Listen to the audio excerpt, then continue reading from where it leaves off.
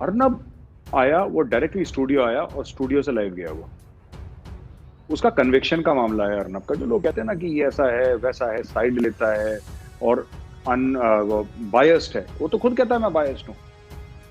वो तो खुद कहता है जर्नलिज्म वर्नलिज्म बात की बात है, पहले नेशनलिज्म आती है। जो देश के लिए ठीक, जो मुझे लगता है देश के लिए ठीक है, मैं वो करूंगा, और उसके लिए मुझे जो कीमत चुकानी पड़ेगी मैं वो चुकाऊंगा। तो चुका रहा है कीमत, और खुशी खुशी चुका रहा है, और उसके घर वाले चुका रहे हैं, उसकी बीवी चुका रही है, उसका बेटा चुका रहा है, सब चुका रहे हैं, क्योंकि यू सी उसने सोच लिया है कि तुम जो करोगे मैं तो रुकूंगा नहीं, मैंने तो यही काम करना है, मैंने तो करना ही यही है। अब तुम्हें जो करना है तुम करो, इट्स अप टू यू। तुम्हें जेल में डालना है जेल में डालो। लोग इतने परेशान हो गए थे जब अर्नब को ले जा रहे थे, अचानक वहां से जो क्वारंटाइन एरिया से वो तलोजा जेल ले जा रहे थे उसको, तो लोगों को ये लगा कि बीच में कहीं उसको मार ना दें, उसको एनकाउंटर ना कर दें। मेरे पास कितने मैसेजेस आए, मैं अर्नब का फोन तो था नहीं उसके पास, मैं कैसे संपर्क करता, मैं किस तरीके से कांटेक्ट करता। लेकिन मुझे भी घबराहट तो हो रही थी कि यार कुछ करना दें ये लोग, करना दें। फिर मुझे लगा नहीं, ऐसा नहीं करेंगे। तो हमारे जो जर्नलिस्ट थे, जो हमारे हमारे ये रिपब्लिक भारत के खास तौर से वहां पे जर्नलिस्ट थे, उन लोगों ने पीछा करा। हिंदुस्तान में मुसलमान से ज्यादा ये लिबरल्स और कम्युनिस्ट हैं जो कि इनको स्टैंड देते हैं। हम जब भी बात करेंगे, जैसे सिटीजन अमेंडमेंट एक्ट पे शाहीन बाग में मुसलमानों ने बेशक प्रोटेस्ट किया, लेकिन फ्रंट पे तो हिंदू आ गए थे ना, जो कि उनको सपोर्ट कर रहे थे। जैसे बॉलीवुड उनको खुल के सपोर्ट कर रहा है। इसको कैसे सॉल्व करेंगे? जब भी कोई बात होती है तो ये हिंदू लिबरल और ये बहुत ज्यादा आगे जाके उसको वो करते हैं। उसको आप कैसे हैंडल करेंगे? फिर दुनिया कहती है कि देखें लिबरल हिंदू इनको रोक रहा है, ये संघी हैं, ये एक्सट्रीमिस्ट हिंदू हैं, ये हैं वो हैं। इसको कैसे आप सॉल्व करेंगे? आरिफ साहब, चाहे आप शाहीन बाग ले लीजिए, चाहे आप कोई ले लीजिए, बैठने वाले हो सकते हैं मुसलमान हैं, लेकिन इस पूरे प्रोग्राम में 1% मुसलमान है और 99% जो हैं वो आपके मार्क्सिस्ट हैं, जिसमें से ज्यादातर हिंदू हैं। अब मैं आपको बताता हूँ, आपने बिल्कुल सही बात छेड़ी, मैं आपको बताता हूँ उसका रीजन क्या है। ये पहले होता था जब तक और सरकारें चल रही थी, तो इनको स्टेट पैटर्नेज भी थी, इनको पैसा भी था, सब कुछ था, चल रहा है, राइट। अब ये क्या हुआ कि मोदी के आने के बाद सब कुछ बदल गया और भारत में बहुत ज्यादा चेंजेस आ गए मोदी के आने के बाद। और ये चेंजेस इनको हजम नहीं हो रहे आरिफ साहब, ये चेंजेस इनको बिल्कुल भी हजम नहीं हो रहे, क्योंकि इनको अब लग रहा है कि वो जो एंकर था वो एंकर खत्म हो गया केरला से। मैं केरला का नाम क्यों ले रहा हूँ? कौन सा ऐसा स्टेट है जहां पे रेगुलरली ये देखा गया कि लोग इस्लामिक स्टेट के लिए लड़ने सीरिया जा रहे हैं? कौन से स्टेट से जा रहे हैं? केरला से जा रहे हैं। कश्मीरी आपको नहीं मिलेंगे, आपको केरला के जरूर मिलेंगे, और मुख्तलिफ पार्ट्स के इंडिया के मिलेंगे, ज्यादातर 99% केरला के। यही है। इनको गठजोड़ तोड़ने का मैं आपको बताता हूँ कि देखिए ये जो है ना, दिस इज अ फाइट। अब मैं I don't want to be overly dramatic about it, कि मैं कोई बहुत over the top Bollywood type का कोई स्टेटमेंट दूं, लेकिन कहना जरूरी है, and I think this best describes it. This is a fight for the soul of India. ये भारत की आत्मा के लिए लड़ाई है, and I don't want to be dramatic about it, just to tell you. ऐसा है कि ये जब तक ये जो लेफ्टिस्ट और मार्क्सिस्ट हैं, जब तक आप इनको उखाड़ के नहीं फेंकेंगे ना, और मुझे तो अभी भी, मैंने ऑन रिकॉर्ड कहा था कि जो शाहीन बाग में जो मुसलमान प्रोटेस्ट कर रहे थे, मुझे आज भी लगता है कि उनको बेवकूफ बनाया गया और उनको दबा के बेवकूफ बनाया गया। आप उनको, मतलब, और इंडिया में सबसे बड़ी प्रॉब्लम पता है कि हमारी सरकार के साथ भी, सबके साथ भी, we try to be more liberal than the liberals. America में एक जमाने में कम्युनिस्ट होना एक जुर्म हुआ करता था। आप कम्युनिस्ट, आपको जेल में डाल देती थी FBI. It was a proper crime American penal code के तहत। It was a crime to be a communist. But हम तो भाई अमेरिका से भी बड़ी डेमोक्रेसी है, हम तो सबसे बड़ी डेमोक्रेसी है, तो भाई इंडिया में आप जो कुछ कहें, फ्रीडम। अच्छा, दूसरी चीज ये है कि जो इंडिया में लिबरल कहते हैं वो सबसे बड़ा मक्कार है। जो इंडियन अपने आप को लिबरल कहे वो सबसे बड़ा मक्कार, सबसे बड़ा धोखेबाज है। और धोखा देश को नहीं दे रहा, वो अपने परिवार को, अपने दोस्तों को धोखा दे रहा है। लिबरल का क्या मतलब है? लिबरल का क्या मतलब है आरिफ साहब? लिबरल का ये मतलब है कि साहब, मेरे आरिफ साहब से इख्तलाफात हो सकते हैं, मैं आपकी बात से जिसको कहते हैं कि मैं आपकी बात से अग्री नहीं भी करता हूं, राइट, लेकिन आपकी बात कहने का जो आपका हक है, मैं उस हक की इज्जत करता हूं। एक फ्रेंच फिलोसोफर था, आई थिंक वोल्टेयर या कोई था, जिसने बोला था कि I disagree with every word you say, but I shall defend to death your right to say it. ठीक है ना? अब देखिए क्या होता है कि जो इंडियन लिबरल्स हैं वो किसी और की बात नहीं सुनना चाहते। आप जाइए, आप जेएनयू कहीं और में जाइए, अगर आप उनके आइडियोलॉजी से अलग कुछ बोलेंगे, वो जोर जोर से चिल्लाना शुरू कर देते हैं, हेकलिंग शुरू कर देते हैं, फिर अपने आप को लिबरल्स कहते हैं। क्यों? क्योंकि उनको अच्छा लगता है अपने आप को लिबरल्स कहना। ये लिबरल है नहीं। दीज पीपल आर एक्चुअली, जो इंडिया के लिबरल्स हैं आरिफ साहब, ये सबसे बड़े एक्सट्रीमिस्ट हैं। This is a terrorist mindset कि आप किसी को टॉलरेट कर ही नहीं सकते। ये किसी को टॉलरेट नहीं कर सकते। आप टीवी डिबेट्स पे भी देखिएगा कि आप बात करेंगे, वो अगर मुझे कोई बोल रहा है तो ठीक है, कभी कभी गर्मा गर्मी हो जाती है, वी इंटरप्ट ईच अदर, और मैं भी करता हूं, मैं भी इसके लिए गिल्टी हूं। बट जनरली आई ट्राई, मैं कोशिश करता हूं, मैं कामयाब नहीं होता 100%, 50% कामयाब हो जाता हूं मैं, कि भाई कोई और बोल रहा है कि बीच में इंटरप्ट ना करें। लेकिन आप जब भी आप बात करेंगे, अगर वो लेफ्टिस्ट होगा, अगर वो मार्क्सिस्ट होगा, जरूर बीच में इंटरप्ट करेगा। क्योंकि अपने माइंड में वो आइडियोलॉजिकल लड़ाई, इनको टाइट करना पड़ेगा, कानून बनाना पड़ेगा। आपको एक बात पता है, एक सीआरपीएफ जो हमारी फोर्स है, सेंट्रल रिजर्व पुलिस फोर्स, उसके मैं एक ऑफिसर से बात कर रहा था। मैं शूट करने गया था रेड कॉरिडोर, और मैं रेड कॉरिडोर के बिल्कुल वो झिरम घाटी वाला एरिया है जहां पे एम्बुश वैम्बुश आईडीज वाईडीज, वो पूरे एरिया में मैं बहुत घुमा हूं सीआरपीएफ के साथ।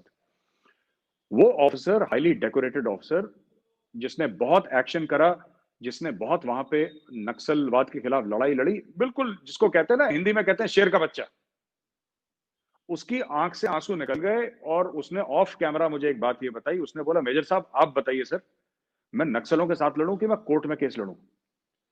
क्योंकि इनको नक्सल को सपोर्ट करने वाले दिल्ली में, पता नहीं कैसे मैसेज जाता है, यहां पे एनकाउंटर होता है, वहां पे मेरे खिलाफ दिल्ली में केस हो जाता है। ये इनकी स्ट्रेटेजी, और इनके पास पैसा बहुत है। तेंदुपत्ता स्मगलिंग से सिर्फ, सर तेंदुपत्ता स्मगलिंग से सिर्फ छत्तीसगढ़ से 400 करोड़ रुपए का सालाना मुनाफा है इनका, सिर्फ तेंदुपत्ता स्मगलिंग से 400 करोड़ रुपए। इसके अलावा सुनिए आप, टिम्बर स्मगलिंग, जंगल के जंगल काट के ये लोग बेचते हैं, करोड़ों हजारों करोड़ों रुपए का फायदा है। ये एक्सटॉर्शन करते हैं, ये टैक्स कलेक्शन सेंटर्स लगाते हैं, इनके पास फंड्स की कोई कमी नहीं है रेड और कॉरिडोर में। फंडिंग भी है जी फॉरेन फंडिंग भी है, जैसे कि चर्चों वगैरह को। सर, बिल्कुल बिल्कुल आरिफ साहब, फॉरेन फंडिंग तो है, पर मैं बता रहा हूं, इनके पास खुद का इतना पैसा है कि ये फॉरेन को फंड कर दें। ये तो फॉरेन से फंडिंग क्यों लेते हैं, इनके पास इतना पैसा है। इनके पास हजारों करोड़ रुपए हैं रेड कॉरिडोर में, thousands of crore of rupees इनके पास पैसा है। और ये पैसा क्या, टॉप वकील इनके पास पहुंच जाएंगे, ह्यूमन राइट्स वाले।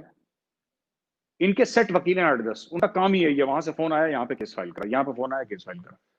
तो इन्होंने ऐसे हाथ बांध दिए हैं और ये काम करते हैं। आपको इंडिया को देखिए, फौज में एक कहावत है, आयरन फिस्ट इन वेलवेट ग्लव, यानी कि एक लोहे का पंजा और ऊपर से वो मखमल होता है ना, जो क्या बोलते हैं, मलमल, वेलवेट, वो चढ़ाया हुआ है। जो आम हिंदुस्तानी है, वो हिंदू हो, मुसलमान हो, सिख हो, ईसाई हो, जो कि बिल्कुल बेगुनाह है, मासूम है, जिसका कोई लेना देना नहीं है, उसके लिए तो वेलवेट ग्लव होना चाहिए इंडियन गवर्नमेंट का। और जो ये सब उल्टी सीधी बातें करते हैं, राइट, आप उसके लिए वेलवेट ग्लव निकालो। They should see India's iron fist. You have to be absolutely brutal, absolutely ruthless. अभी शर्जील इमाम का केस कल आया था। शर्जील इमाम का केस क्या था? शर्जील इमाम ने एक्चुअली बोला कि मैं वो काट दो एरिया चिकन नेक का। अब दिल्ली कोर्ट ने बोला है, दिल्ली हाई कोर्ट ने बोला है कि हाँ, उसके खिलाफ सब्सटेंशियल एविडेंस है हमारे पास कि we can proceed with the case. तो ये लोग ऐसा कर रहे हैं, ये लोग कॉन्स्टिट्यूशन ऑफ इंडिया को सामने रखते हुए, फ्रीडम ऑफ स्पीच को सामने रखते हुए, सब कुछ सामने रखते हुए, उसके पीछे छुप के, राइट, आप ये आपको गाली देंगे, राइट। हमें तो बचपन से मेरे घर में ये सिखाया गया है कि हर एक मजहब की इज्जत करो, राइट। मैं आपको बता रहा हूं, हर एक मजहब की इज्जत करो, क्योंकि सब बराबर है। मैं एज ए हिंदू, मैं ये नहीं समझता कि मेरा मजहब किसी और के मजहब से सुपीरियर है, नहीं है सुपीरियर, हम सब बराबर हैं, उसने बनाया है सबको, हम बराबर, आप बराबर, सब बराबर हैं, ठीक है। आपको भी काटोगे खून निकलेगा, मुझे भी काटोगे खून निकलेगा। ये क्या करते हैं कि इन्होंने इसमें लेफ्ट के साथ यहाँ पे रेडिकल इस्लाम मिक्स कर दिया। इसलिए जब आप शाहीन बाग का वो देख रहे थे, जो बेचारे गरीब मुसलमान थे वहां पे बैठे, उनको तो पता ही नहीं, ठीक है, वो तो आके बैठ गए वहां पे, उनको बोला बैठ गए, वो बेचारे बैठ गए, उनको पैसा मिला, बिरयानी मिली, जो मिला वो बैठ गए बेचारे। अब क्या था कि इसमें जो इस्लामिस्ट थे, रेडिकल इस्लामिस्ट, शर्जील इमाम जैसे, या वो उमर, क्या नाम है उसका, उमर जैसे, जो जेएनयू के, हाँ, उमर खालिद खालिद और शैला राशिद, ये सब लोग क्या करते हैं कि दीज आर रेडिकल इस्लामिस्ट्स, जो कि लेफ्टिस्ट्स का जामा पहन रखा है इन्होंने, यानी कि हैं दिल से रेडिकल इस्लामिस्ट्स, लेकिन सामने दिखाएंगे कि हम लेफ्टिस्ट्स हैं। फिर ये कॉन्स्टिट्यूशन ऑफ इंडिया का हवाला देंगे। आप टीवी डिबेट्स में देखिए हर समय कॉन्स्टिट्यूशन ऑफ इंडिया, वो, और मैं तो कश्मीर अक्सर जाता रहता हूं, जो टीवी डिबेट्स पे दो तीन, ज्यादा नहीं, 5-7 रेगुलर हैं कश्मीरी पैनलिस्ट, 2 ऐसे हैं मैं जिनका नाम नहीं लूंगा, बाकी 4 ठीक हैं बिल्कुल, या 5 ठीक हैं, 2 ऐसे हैं जो रेगुलर बात करेंगे सिर्फ कॉन्स्टिट्यूशन ऑफ इंडिया की, सिर्फ कॉन्स्टिट्यूशन ऑफ इंडिया की। आपको लगेगा देखो कितना भला आदमी है, पर मैं कहता हूं कि इसी आदमी का वीडियो, इन्हीं दो शख्स का वीडियो आप देखिए, 1 साल पहले का, एब्रिगेशन ऑफ 370, इन्हीं लोगों ने पाकिस्तान जिंदाबाद बोल रखा है। बाबर कादरी को तो गोली मार दी, टेररिस्ट ने जी गोली मार दी, जी। है ना। और वहां पे और एक दो और हैं यहाँ पे, जो ऐसे ही, जब यही लोग कहते थे कि हुर्रियत तो बहुत अच्छी है और कश्मीरियों का वो करती है, ये करती है, अब जब से हुर्रियत चली गई इनको पैसा कहीं और से मिलने लग गया। सो ये एक बहुत बड़ा गेम है, और इसको ये डंडे के आ रहे हैं आरिफ साहब, ये डंडे के आ रहे हैं, ये ऐसे नहीं मानने वाले जो हम लोग सोच रहे हैं कि कोर्ट में केस कर लेंगे, नहीं, इनको ये नहीं, इनको ये डंडे के आ रहे हैं। ये इनको राष्ट्रीय राइफल्स वाली ट्रीटमेंट चाहिए। जब तक आरआर की ट्रीटमेंट नहीं करेंगे, ये देश की, मैं बता रहा हूं, ये देश का दोबारा एक बार पार्टीशन करवा के मानेंगे ये लोग। ये आपने बिल्कुल सही कहा। अभी हमने एक और चीज देखी है कि कम्युनल पॉलिटिक्स का इंडियन कॉन्स्टिट्यूशन में कहीं इजाजत नहीं है। India is a secular state जो भी है, लेकिन 1946 में इलेक्शन होते हैं हिंदू मुस्लिम की बुनियाद पे, और उसमें मुस्लिम सारी सीटें मुस्लिम लीग ले जाती है। क्या बिहार में अभी लास्ट इलेक्शन में ये रिपीटेशन नहीं हुआ? एक आदमी है अवैसी जो मुसलसल कम्युनल वेनम थूकता जा रहा है, और वो कम्युनलिज्म को एक ट्रेड बना के दोनों भाई चला रहे हैं। बिहार में इन्होंने 5 मुस्लिम सीटें जीत ली। क्या वेस्ट बंगाल, बिहार, ये जगहों पे क्या ये डेवलप नहीं हो रहा है? इसको कैसे रोकेंगे? क्या वो बार बार एक ही बात अपने खिताब में नहीं कह रहा कि मुसलमानों को यूनाइट हो जाना चाहिए और हमको लड़ना चाहिए और ये सब चीजें? क्या ये कम्युनलिज्म नहीं है? इसको क्यों नहीं रोका जा रहा? देखिए, अगर ओवैसी करेगा तो ओवैसी लिबरल है, ठीक है। अगर वही चीज कोई हिंदू करेगा तो वो कम्युनल बन जाता है। पहली चीज तो आप इंडिया का गेम समझ लीजिए, ठीक है साहब।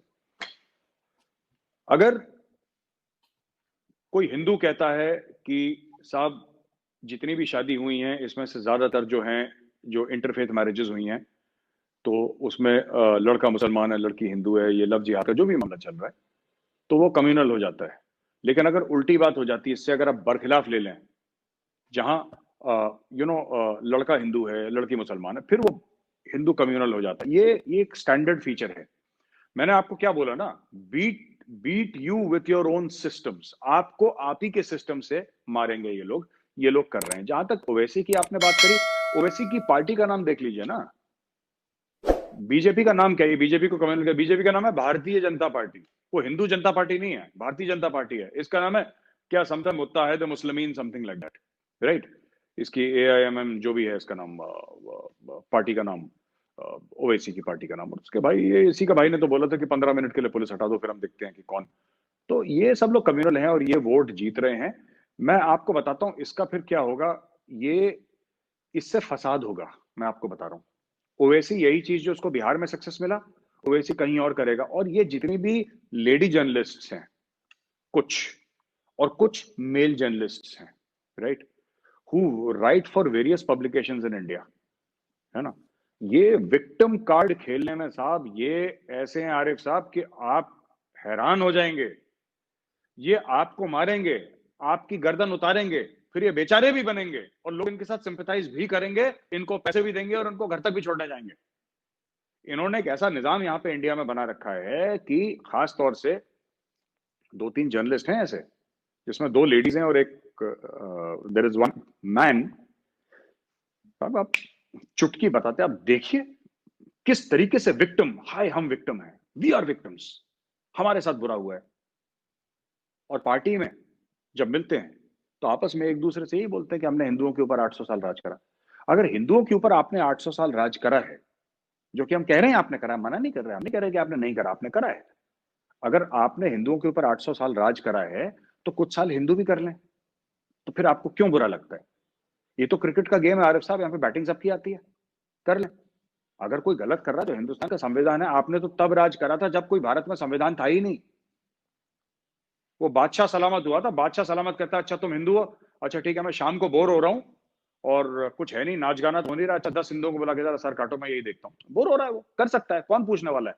अगर औरंगजेब ने, आज मैं आपको बताता हूँ, आपने सुना होगा छत्रपति शिवाजी महाराज जी जो, और जो सिखों के गुरु थे, कितने गुरु हैं जिनके सर कलम करे गए, जिनको इतना टॉर्चर करा गया, बॉइलिंग ऑयल में, बॉइलिंग पानी में डाला गया। मतलब मैं आपको बयान नहीं कर सकता कि क्या नहीं करा।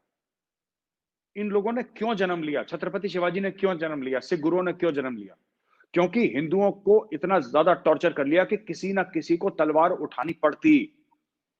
अगर अगर औरंगजेब प्यार से रहता, अगर औरंगजेब हिंदुओं के खिलाफ गलत काम ना करता, टॉर्चर ना करता, उनकी औरतों को नहीं उठाता, उनके आदमियों के सर कलम नहीं करता, छत्रपति शिवाजी जन्म नहीं लेते। छत्रपति शिवाजी ने हिंदू धर्म की रक्षा करने के लिए तलवार उठाई थी। और छत्रपति शिवाजी ने एक, मैं आपको आरिफ साहब, मैं आपको बता रहा हूं, कभी एक किसी को नहीं बोला होगा, किसी गैर हिंदू को, कि तुम हिंदू बन जाओ। अगर कोई बोला है तो मुझे बताएं, तो मैं माफी मांगने को आप ही शो में आके दोबारा माफी मांगूंगा कि उन्होंने बोला है। ये होती है ट्रू सेक्युलरिज्म। आपने मजबूर करा, आपने छत्रपति शिवाजी को मजबूर करा कि आप हथियार उठाओ, आपने मजबूर कर दिया उस शख्स को। वो ये सब जो लड़ाइयां हुई है ना, ये सिख गुरु थे, आपने मजबूर करा है। गुरु गोविंद सिंह जी को मजबूर करा आपने। ये खालसा पंथ जो बना, जो सिख अभी जो पगड़ी बांधते हैं और कड़ा, ये सब, ये क्यों सिखों ने क्यों जन्म लिया? जो खालसा पंथ है, खालसा पंथ ने क्यों जन्म लिया? खालसा पंथ ने जन्म लिया, एक बहुत अच्छी किताब है, आपके जितने भी व्यूअर्स हैं आरिफ साहब, मैं उनसे रिक्वेस्ट करूंगा, एक किताब है, एक इट्स एक्चुअली फारसी में पोएम है, उसका इंग्लिश में ट्रांसलेशन है, it is called Zafarnama. Zafarnama है, और उसका इंग्लिश में भी ट्रांसलेशन है। ओरिजिनल किताब, ओरिजिनल जो थी, ये गुरु गोविंद सिंह जी महाराज ने लिखी थी। जफरनामा उन्होंने तब लिखी थी जब चमकौर साहब की, बैटल ऑफ चमकौर साहब हुई थी, तो वो लड़ाई हुई थी। उसके बाद जो अपनी जबान तोड़ी थी औरंगजेब ने, बादशाह होने के, उसने, औरंगजेब ने, जो अपने आप को 5 वक्त का नमाजी बोलता था और सच्चा मुसलमान बोलता था, उसने कुरान शरीफ पर हाथ रख के कसम खाई थी, उसने कसम तोड़ दी। तो कसम तोड़ने के बाद यहां से उसने, यहां से उसको एक चिट्ठी मिली, और चिट्ठी किन्होंने लिखी? चिट्ठी लिखी गुरु गोविंद सिंह जी महाराज ने। Complete poem it was called Zafarnama, आप पढ़िएगा उसमें इतना। और जफरनामा, मैं बार बार कहता हूं, Zafarnama should be the premise for India's foreign policy. रीढ़ की हड्डी तो हो यार, सॉलिड। देखें, छत्रपति शिवाजी महाराज के बारे में तो हमने भी पढ़ा है कि इवन इन्होंने जंग के दौरान भी मुसलमान सिविलियन की रक्षा की थी, और कई ऐसे वाकयात थे जिसमें इन्होंने कैदी जो मुसलमान थे उनकी भी रक्षा की थी, और उनको भी वापस भेजा था जिंदा। वरना मुसलमानों की ये रिवायत नहीं है, इवन कुरान में मौजूद है कि जंग के दौरान जहां कुफार को देखो मार दो। आगे आपसे इसी हवाले से एक सवाल है, जर्नलिस्ट की आपने बात की थी अभी, जो हमारे भारत देश के एक जर्नलिस्ट हैं अर्नब गोस्वामी जी, और अर्नब ने वो इश्यूज उठाए जो किसी की हिम्मत नहीं थी उठाने की, जो सोच भी नहीं सकते थे ये जर्नलिस्ट जिनके आप नाम नहीं ले रहे, लेकिन सब जानते हैं कि आप किन के बारे में बात कर रहे हैं। ये लोग सदियों से एक ही किस्म की जर्नलिज्म को प्रमोट कर रहे हैं, लेकिन अर्नब ने उस इकोसिस्टम को तोड़ा, और अर्नब ने एक नई जर्नलिज्म और सच बोलने की मतलब कीमत भी बहुत हो चुका रहे हैं। क्या केस है ये, क्यों उनके पीछे पड़े हुए हैं कुछ लोग, एक खास तौर पे एक स्टेट की सरकार? देखिए, उनके खिलाफ सिर्फ महाराष्ट्र की सरकार नहीं पड़ी, उसके पीछे तो, वो कहते हैं ना, डॉन के पीछे 11 मुल्कों की पुलिस पड़ी है। तो इसके पीछे तो पुलिस नहीं तो लोग तो कम से कम पड़े ही हैं काफी अर्नब के। अर्नब थोड़ा सा, वो पंजाबी में कहते हैं ना मलंग, वो आरिफ साहब वो थोड़ा मलंग टाइप का आदमी है वो। मैं तो उसको बहुत तब से जानता हूँ, जब से हम लोग 19-20 साल के थे, 18-19 साल के, मैं तब से अर्नब को जानता हूँ, 19-20 साल से। तो when we very very young, college में थे, वो तब भी वैसे ही था, आज भी वैसे ही है। वो मलंग टाइप का है वो, उसने जो सोच लिया उसने सोच लिया। उसका एक, आपने देखा होगा जब वो जेल से छूट कर आया और जेल में उसके साथ कितना बुरा सलूक करा, जो करा, उसका कितना किलो वजन घट गया दिख रहा था साफ बिल्कुल। और पता नहीं उसको खाना दिया नहीं दिया, क्या करा, किस हाल में रखा। अर्नब आया, वो डायरेक्टली स्टूडियो आया और स्टूडियो से लाइव गया। वो, उसका कन्विक्शन का मामला है अर्नब का। जो लोग कहते हैं ना कि ये ऐसा है वैसा है, साइड लेता है और बायस्ड है, वो तो खुद कहता है मैं बायस्ड हूं। वो तो खुद कहता है जर्नलिज्म वर्नलिज्म बाद की बात है, पहले नेशनलिज्म आती है। जो देश के लिए ठीक, जो मुझे लगता है देश के लिए ठीक है, मैं वो करूंगा, और उसके लिए मुझे जो कीमत चुकानी पड़ेगी मैं वो चुकाऊंगा। तो चुका रहा है कीमत, और खुशी खुशी चुका रहा है, और उसके घर वाले चुका रहे हैं, उसकी बीवी चुका रही है, उसका बेटा चुका रहा है, सब चुका रहे हैं। क्योंकि यू सी, उसने सोच लिया है कि तुम जो करोगे मैं तो रुकूंगा नहीं, मैंने तो यही काम करना है, मैंने तो करना ही यही है, अब तुम्हें जो करना है तुम करो, इट्स अप टू यू। तुम्हें जेल में डालना है जेल में डालो, लोग इतने परेशान हो गए थे जब अर्नब को ले जा रहे थे अचानक वहां से, जो क्वारंटाइन एरिया से वो तलोजा जेल ले जा रहे थे उसको, तो लोगों को ये लगा कि बीच में कहीं उसको मारने मैसेजेस आए। मैं अर्नब का फोन तो था नहीं उसके पास, मैं कैसे संपर्क करता, मैं किस तरीके से कांटेक्ट करता। लेकिन मुझे भी घबराहट तो हो रही थी कि यार कुछ करना चाहिए, लोग करना चाहिए। फिर मुझे लगा नहीं, ऐसा नहीं करेंगे। तो हमारे जो जर्नलिस्ट थे, जो हमारे हमारे ये रिपब्लिक भारत के खास तौर से वहां पे जर्नलिस्ट थे, उन लोगों ने पीछा करा जर्नलिस्ट ने, और वो पीछे भागे। और तो हर समय कैमरा की नजर में तो वो कुछ कर नहीं पाए। अब वो जेल के अंदर अर्नब को डाल दिया, तलोजा जेल के अंदर। अब डाल दिया अर्नब को जब जेल के अंदर, तो उसके बाद फिर वो अलग अलग जगह रिफ्यूज हुई। फिर सुप्रीम कोर्ट ने जो बोला, आइकॉनिक जजमेंट है सुप्रीम कोर्ट की। सुप्रीम कोर्ट ने बोला भाई आप, अगर आपको नहीं पसंद है, वही तो मैं बार बार कहता हूं लोगों से, तुम्हें नहीं पसंद है अर्नब गोस्वामी, तुम देखते क्यों?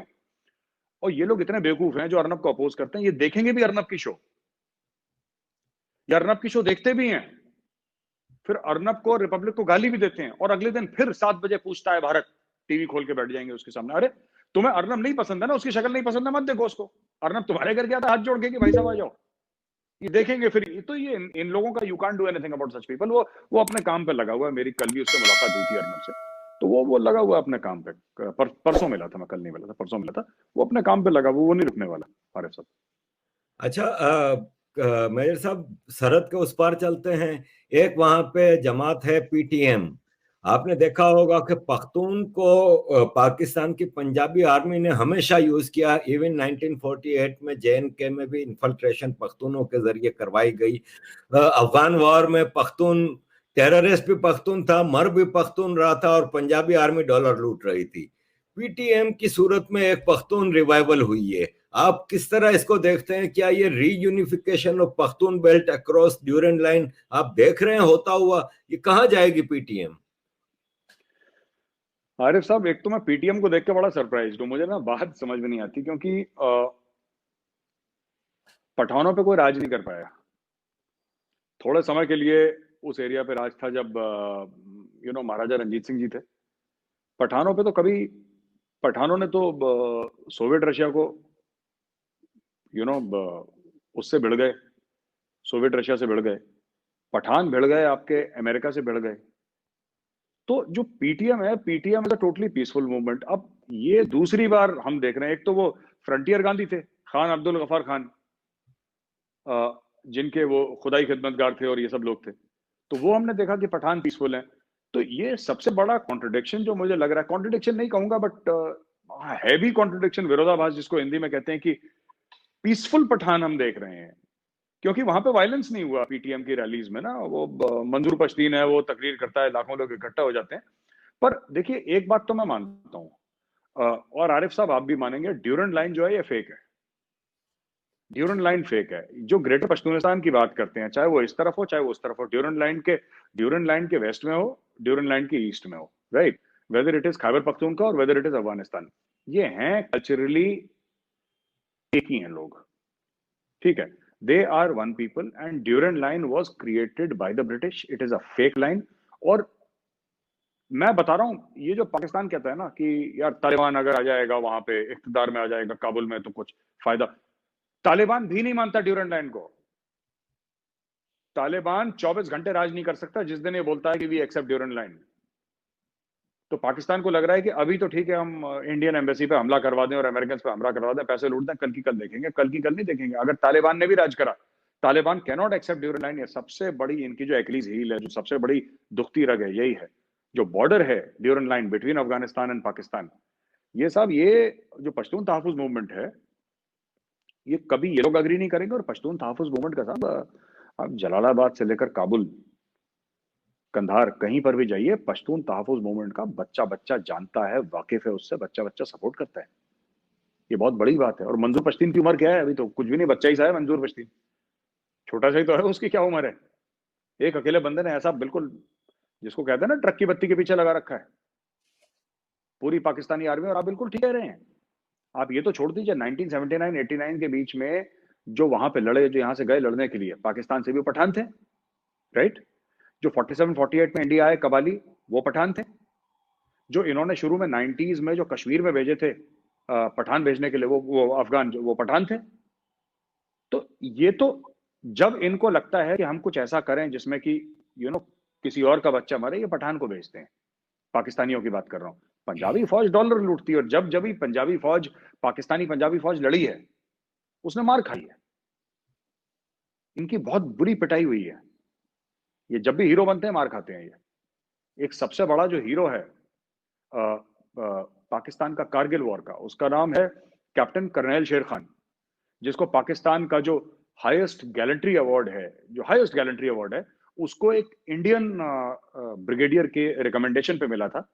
उस ब्रिगेडियर का नाम है ब्रिगेडियर एमपीएस बाजवा, जो कि वहां पे जब टाइगर हिल पे चढ़ाई हुई थी तो he saw this young officer fighting, and जब वो ऑफिसर मरा, यानी कि कप्तान कर्नल शेर खान जब मारा गया इंडियन आर्मी के थ्रू, 8 सिख ने मारा था, 8 सिख रेजिमेंट ने मारा था, तब वो जब बॉडी लेकर आए तो उसको पता लगा कि ये तो ऑफिसर है, और देखा कि कितनी बहादुरी से अकेले लड़ रहा था, तो उस इंडियन ऑफिसर ने उसका रिकमेंडेशन उसकी जेब में डाला कि आपको ऑनर करना चाहिए, ये तो, इसका नाम सिर्फ शेर खान नहीं है, ये है शेर का बच्चा, और वो भी खान था,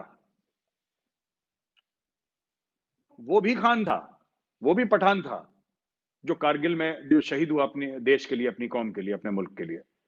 और जिन लोगों ने उसकी बॉडी लेने से मना करा वो पंजाबी पाकिस्तानी थे।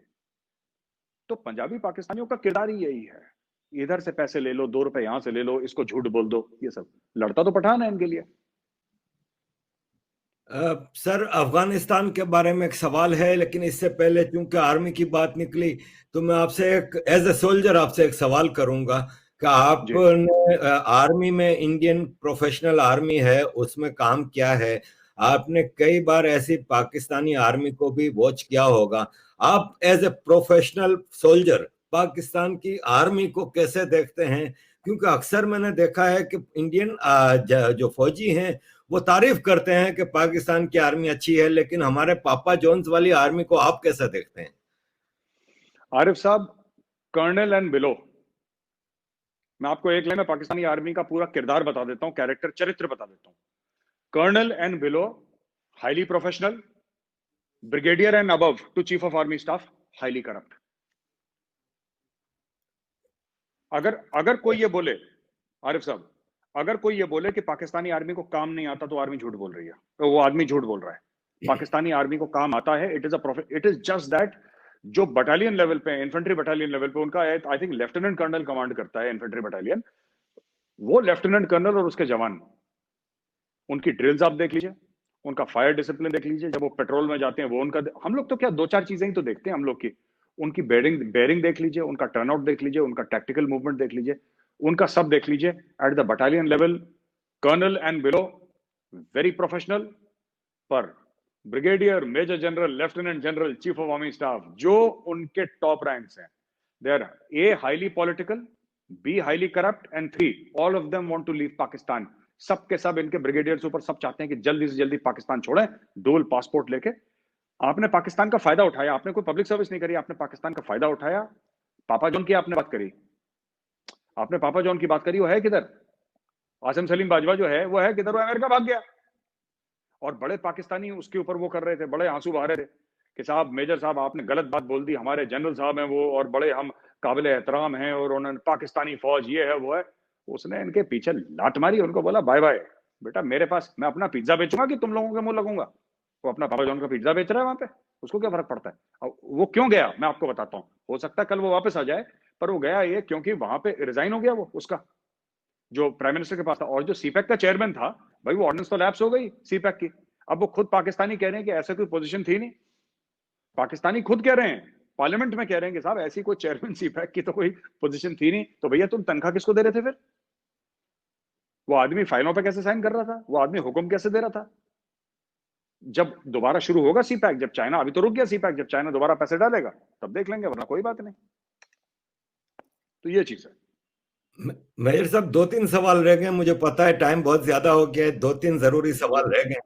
जी बिल्कुल। एक अफगानिस्तान के हवाले से है कि अफगानिस्तान में अमेरिका ने कहा है कि हम अफगानिस्तान छोड़ देंगे, क्या आप देखते हैं कि अफगानिस्तान छूट जाएगा? क्योंकि अफगानिस्तान में तो जो भी आया है उसने तबाही की है, सिर्फ हिंदुस्तान है जिसने वहां पे डेवलपमेंट की है, वहां की आर्मी की, पुलिस की ट्रेनिंग, सिविल ब्यूरोक्रेसी की ट्रेनिंग, डैम बना रहा है। आप देखते हैं Afghanistan without American army?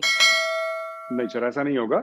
Donald Trump election हार गया है, ये बात सच है, और ये भी सच है कि अ, ये आपका जो नई क़यादत है, राइट, उसकी जो भी व्यूज होंगी, लेकिन एक बात सच है कि ये अगेन एक्सपेंशनिस्ट अमेरिका को ये लोग वोट इन कर चुके हैं अमेरिकन, और ये अमेरिका एक्सपेंशनिस्ट होगी, ये जाएंगे। और मुझे लगता है कि अगले 6 महीने में ट्रूप सर्ज होगा। जो ट्रूप्स हटाए गए हैं वहां पे थोड़े से और ट्रूप्स डाले जाएंगे, और ये बात होगी आरिफ साहब, आप देखिएगा ये हटने वाला नहीं इतनी आसानी से। अमेरिका इतनी आसानी से नहीं हटेगा वहां पे। और जो पाकिस्तानी तालियां पीट रहे थे ना, बड़ी लुटियां डाल रहे थे कि जी ये हो जाएगा और ये हो जाएगा, और अब तो ट्रंप हार गया, और दूसरा वाला इनको और टाइट करेगा, आप देख लीजिएगा। क्योंकि इनको ये लगता है कि उन्होंने बयान दे दिया कश्मीर के लिए। उन्होंने, पॉलिटिशियंस का तो काम ही है बयान देना भाई। ये जो कहता है इमरान खान तो बयान है ना कि पाकिस्तान रियासत मदीना है। हो गई रियासत मदीना? नहीं हुई ना। फिर वो तो भाई वो जुमले मारेगा, वो तो पॉलिटिशियन है, उसका काम ही है। तो उसने कह दिया, आपके जो बाइडेन ने कह दिया, कमला हैरिस ने कह दिया, ये पाकिस्तानी यहाँ पे खुश हो गए। इंडिया में भी कई लोग खुश हो गए जो सो कॉल्ड लिबरल्स हैं। अब जब उसने अपना लेक्चर दिया पहला, आफ्टर बीइंग वाइस प्रेसिडेंट, कमला हैरिस ने, उसने 3 बार तो उसने इजराइल का नाम लिया बीच में। उसने प्रॉमिस करा है कि we will be the strongest ally of Israel. आप इजराइल के ऊपर हाथ रख के कसम खाते हैं साहब जब आप प्रेसिडेंट वाइस प्रेसिडेंट बनते हैं। यहूदी बहुत स्ट्रांग है। आप जो कह लें, आप पैलेस्टीनियंस के लिए जो आंसू बहालें, बिना इजराइल के आप थोड़ी ना अमेरिकन पॉलिटिक्स चला सकते हैं। उसी तरीके से आपको अगर अमेरिकन बिजनेस चलाना है, अगर आपको अमेरिकन बिजनेस फॉरवर्ड करना है और इस एरिया में आपको चाइना रोकना है, तो आप बिना इंडिया के आगे नहीं बढ़ सकते। ये चीज है। अच्छा सर, दो सवाल रह गए हैं। एक सवाल ये है कि आपने अभी देखा कि पाकिस्तान के शाह महमूद कुरैशी ने सऊदी अरब को तड़ियां लगाई, फिर बाजवा को जाना पड़ा पांव छूने के लिए, लेकिन वो मिले ही नहीं शाह साहब। और दूसरा हुआ, शिरीन मजारी ने फ्रांस के सदर के खिलाफ नाजीज्म और ये वो के ऊपर किया। पाकिस्तान एक डिप्लोमेटिक टर्मोइल में है। इसराइल के हवाले से सऊदी अरब में सुना है कि नेतन्याहू गए थे और मुलाकात करके आए हैं, तो क्या देखते हैं पाकिस्तान क्या डिप्लोमेटिक आइसोलेशन की तरफ जा रहा है? आरिफ साहब, डिप्लोमेटिक आइसोलेट हो चुका है। पाकिस्तान जा नहीं रहा, वो पहुंच चुका है वहां पे आइसोलेशन की कगार पे। कगार पे भी नहीं खड़ा, आइसोलेशन में है वो। अब सिर्फ 2-3 मुल्क हैं जो यानी कि आपके चाइना ले लीजिए, क्योंकि चाइना को फायदा है पाकिस्तान से। वो भी अब चाइना देख रहे हैं धीरे धीरे, 2-3 बार ये देखा चाइना ने भी हाथ पीछे खींचा है। फिर आप और अगर देख लें, थोड़ा सा तुर्की है जो थोड़ा सा पाकिस्तान का साथ दे देगा। लेकिन ज्यादातर मैं आपको बताता हूं, इसमें साफ सीधी बात यही है आरिफ साहब की, ये जो पूरा मामला है ना पाकिस्तान के, शिरीन मजारी ने ये बोल दिया, नाथसिज्म की बात कर दी। मुझे ऐसा लगता है कि अगर पाकिस्तानी मिनिस्टर्स चुप रहें, अपना मुंह बंद करके काम करें, तो पाकिस्तानी कौम की सबसे ज्यादा खिदमत, सबसे ज्यादा सेवा ये तभी कर सकते हैं अगर ये चुप रहे। बोलते बहुत हैं, इनकी आदत है, पता नहीं क्यों बहुत बोलते हैं। इमरान खान ये रुकता ही नहीं, बोलता ही चला जाता है।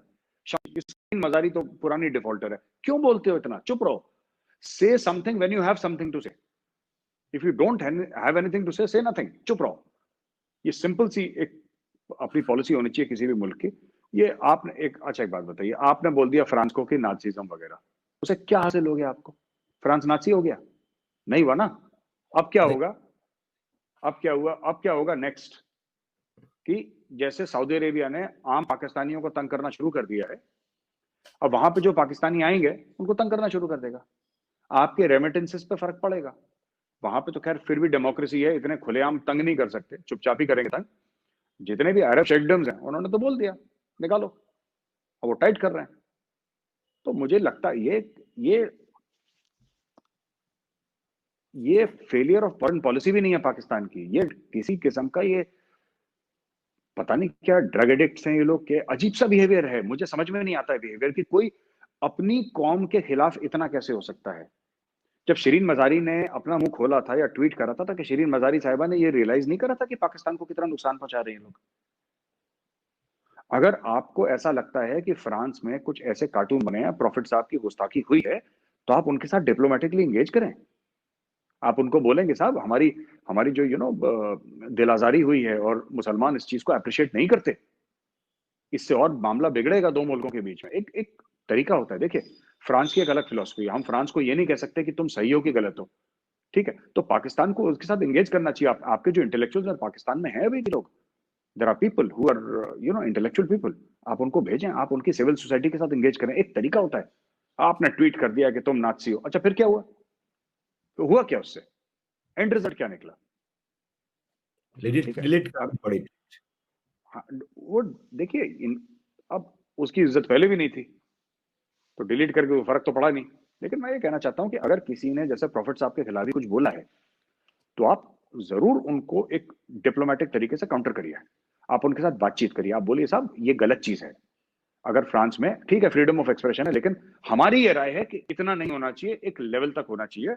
और यू नो ठीक है, फ्रांस आपसे अग्री करे ना करे, मैं अग्री करूं आप अग्री करें ना करें, लेकिन एक बातचीत का सिलसिला दो मुल्कों में जारी रहना चाहिए। ठीक है। वरना अगर आप बिल्कुल ऐसा बोल देंगे तो फिर फ्रांस फ्रांस को देखिए, फ्रांस को तो पाकिस्तान से कोई लेना देना नहीं है। फ्रांस दो कदम पीछे हट जाएगा। अच्छा आप पूरे यूरोप से कट लेंगे, क्योंकि देखिए बात क्या है कि ज्यादातर यूरोपीय मुल्क ऐसे ही हैं। फ्रांस थोड़ा ज्यादा है, पर ज्यादा यूरोपियन मुल्क वैल्यू सेम ही है ना सबके वहां पे लगभग। आप किसको किस किस को आप सर पे चढ़ाएंगे? नहीं, it's not going to happen. ये पाकिस्तान के साथ बुरा ही होगा इस चीज को लेकर। वैसे ही जैसे आप देख रहे हैं कि चाइना ने इतना ह्यूमिलिएशन किया इस्लाम का, फ्रांस ने तो कुछ नहीं किया। चाइना में कुरान तो जलाए गए, चेंज हो रहा है कुरान, मस्जिदें टॉयलेट में तब्दील कर दी, मुसलमानों को खंजीर खिलाया जा रहा है, सब कुछ है। तो उस पर तो आपकी बोलती बंद है, लेकिन आप फ्रांस के लिए फौरन ट्वीटें करते हैं। आपकी बात सही है। चाइना के हवाले से मेरा सवाल है सर, कि आप किस तरह देखते हैं ये जो चाइना की एक्सपेंशनिस्ट मूवमेंट है, इंपीरियलिस्टिक डिजाइन हैं, जैसे सीपेक है, वन बेल्ट वन रोड है, दुनिया की इकोनॉमी पे आना। आप इस सीपेक का क्या फ्यूचर देखते हैं और चाइना का क्या फ्यूचर देखते हैं? कि after Chinese virus China expose हो चुका है, आगे आप देखते हैं कि इसी तरह एक्सपेंशन होगी चाइना की, या अब दुनिया चाइना को कंटेन करेगी? मुझे लगता है आरिफ साहब, एक्सपेंशनिज्म चाइना की थोड़ी सी स्लो होगी, क्योंकि चाइनीज वायरस से चाइना काफी हद तक एक्सपोज हो चुका है। कोविड-19 या कोरोना वायरस से बहुत एक्सपोज हो चुका है चाइना, पहली चीज। अब वो शर्म लिहाज नहीं रह गया कि चाइना को बोलना कि हाँ चाइना से आया था वायरस, क्योंकि लोगों ने सफर, एक झटका सबको चाहिए होता है ना, झटके के बाद ही आदमी सुधरता है, वैसे तो खुली गाड़ी में चलता रहता है। पहली चीज तो ये। दूसरी बात यह है कि इंडिया ने भी आंखें दिखाना शुरू कर दिया है। और तीसरी चीज है कि अभी जैसे क्वाड हो गया है अपना, जिसमें अमेरिका, यूएस, ऑस्ट्रेलिया, जापान और इंडिया, इनकी नेवी साउथ चाइना सी के एरिया में पूरी एक्सरसाइज कर रही, जो मेजर ट्रेड रूट है। तो ऐसी चार पांच चीजें हुई हैं पूरी दुनिया में, लेकिन सबसे चीज अगर कोई माने मेरी बात, अगर सबसे बड़ा कोई अगर काम करना है चीन को रोकने के लिए, तो ये सब नहीं है। आपको चाइना में जो प्रो डेमोक्रेसी मूवमेंट है उनको हवा देनी है। आपको चाइना को अंदर से तोड़ना होगा। और फिर मैं वही चीज कहूंगा कि जैसे हांगकांग में चल रहा है ना, हांगकांग एक मॉडल है आपके सामने। आपको हांगकांग को रेप्लिकेट करना पड़ेगा। आपको हर जगह हांगकांग को रेप्लिकेट करना पड़ेगा, क्योंकि चाइना के अंदर एक डील है जो चाइनीज सरकार की चाइनीज आवाम के साथ, जो पब्लिक है उसके साथ है। डील क्या है कि we will make you economically and financially prosperous, you shut up. ये है कि हम तुम्हारे जेब में पैसे डाल देंगे, तुम मुंह बंद रखो अपना, तुम कुछ बोलोगे नहीं, तुम डेमोक्रेसी की बात नहीं करोगे, लोकतंत्र की बात नहीं करोगे, जमहूरियत की बात नहीं करोगे, वोटों की बात नहीं करोगे, चुनाव इलेक्शन की बात नहीं करोगे, तुम किसी की बात नहीं करोगे, तुम बस पैसा लो खुश रहो। लेकिन वो जो मैस्लोज थ्योरी है ना, सेल्फ एक्चुअलाइजेशन जिसको कहते हैं, वो पिरामिड सा बना है मैस्लोज का, बड़ा मशहूर है। तो हर एक आदमी अपने आप के मैं कौन हूं, मैं यहाँ पे क्यों आया हूं, ये होता है जब उसका पेट भर जाता है ना, तभी उसका दिमाग चलने लगता है। तो उसका पेट भर गया, अब चाइना का पेट भर गया। अब वहां पे जो प्रो डेमोक्रेसी फीलिंग है, वो आप अगर उनका वीबो और सोशल मीडिया प्लेटफॉर्म्स में देखें, तो चाइनीज डिलीट कर देते हैं, लेकिन अब वो धीरे धीरे जोर पकड़ रहा है चाइना के अंदर, क्योंकि चाइनीज जाते हैं बाहर, इंडिया भी आते हैं, अमेरिका भी आते हैं, यूरोप भी आते हैं, फिर देखते हैं वहां पे क्या हो रहा है। वो कहते हैं हमारे मुल्क में तो हम, यहाँ पे तो कुछ भी किसी को बोलो, वहां पे तो इंसान की एक होता है ना अंदर। तो वो जो डिसकंटेंट है चाइना में, वो फाइनेंशियल नहीं है, क्योंकि financially generally Chinese are if not well off, at least reasonably comfortable, हमें कहना चाहिए। पॉवर्टी चाइना में भी काफी है, लेकिन ज्यादातर लोग मिडिल क्लास काफी बड़ी है चाइना की। इसमें हमें एक बात ये सोचनी होगी आरिफ साहब की, अगर हमें चाइना के नकेल कसनी है, तो चाइना में प्रो डेमोक्रेसी मूवमेंट्स को आपको हवा देनी पड़ेगी। उसमें भी आपको तीन काम करने पड़ेंगे। नंबर वन, आपको इंडिया में एक फौज खड़ी करनी पड़ेगी। व्हेन आई से फौज, आई डोंट मीन आर्मी। आपको सिविलियन बच्चे खड़े करने पड़ेंगे जो चाइना में रहकर आए हैं, जिनको चाइनीज बोलनी आती है, जिनको आप चाइनीज कल्चर के बारे में सिखाएं। ठीक है। आपके पास एक पूरी टीम होनी चाहिए 500,000 लोगों की, जो कि ज्यादा मुश्किल नहीं है। उसके बाद आप चाइना के बारे में स्टडी ग्रुप्स बनाएं, राइट। चाइना में डेमोक्रेसी में क्या क्या प्रॉब्लम है, दुनिया में, यूरोप, अमेरिका में, इसको हर जगह आप जाएं, हर स्टेट कैपिटल में आप सेमिनार करें, वेबिनार करें। और सबसे बड़ी बात है कि आप चाइना के अंदर डिसअफेक्शन लाएं। चाइना के अंदर आपको प्रॉब्लम करनी पड़ेगी। जब चाइना अभी बाहर सोच रहा है ना, चाइना की नजर बाहर है, इंडिया की तरफ है, ताइवान की तरफ है, अमेरिका की तरफ है, जापान की तरफ है, इधर भी बढ़ रहा है, इधर भी बढ़ रहा है। क्यों? क्योंकि चाइना अंदर से सेफ महसूस कर रहा है अपने आप को, छोड़ के हांगकांग। हांगकांग अलग है थोड़ा सा ना, मेनलैंड चाइना से दूर है थोड़ा सा, ब्रिज ब्रिज पार करना पड़ता है, तब आप हांगकांग एयरपोर्ट से उतर के तब आप फिर मेनलैंड चाइना जाते हैं ड्राइव करके, है ना। लेकिन अगर आरिफ साहब आपको ये देखना है कि साहब आपको अगर चाइना को मारना है, तो सबसे पहले चाइना के अंदर आपको खलबली पैदा करनी पड़ेगी। जिस दिन चाइना के अंदर खलबली पैदा हो गई, ये चाइना की जो आपने एक्सपेंशनिज्म की बात करी ना, तभी चाइना की एक्सपेंशनिज्म रुकेगी, वरना नहीं रुकेगी। जिस दिन चाइना के अंदर खलबली हो गई, ये सारा ड्रामा रुक जाएगा overnight. See pack we pack सब झोले में बांध के वापस चाइना ले जाएगा। क्योंकि जब घर पे आग लगी रहती है ना, फिर बाहर किसी से लड़ता नहीं आदमी, पहले घर की आग बुझाने के फिराक में लगता है। तो घर पे आग लगाओ ना लगाओ, चाइना को हरकत में ले आओ घर के अंदर थोड़ा सा। मेजर साहब बहुत खुल के बोलते हैं आप और सच बोलते हैं, थैंक यू वेरी मच। मेरी दुआ है कि आपकी ये जबान कायम रहे, क्योंकि आप इंसानियत की बात करते हैं। मेरी कोशिश है कि कोरोना से हमारी जान छूटे, तो मैं कुंभ के मेले में मार्च के महीने में भारत आऊं, आपसे मिलने की एक बड़ी ख्वाहिश है। Thank you very much. बिल्कुल सर, बहुत बहुत स्वागत है आपका, बहुत बहुत स्वागत है सर, बहुत बहुत स्वागत है। Thank you sir, so kind of you. जय हिंद सर, जय हिंद। जय हिंद सर।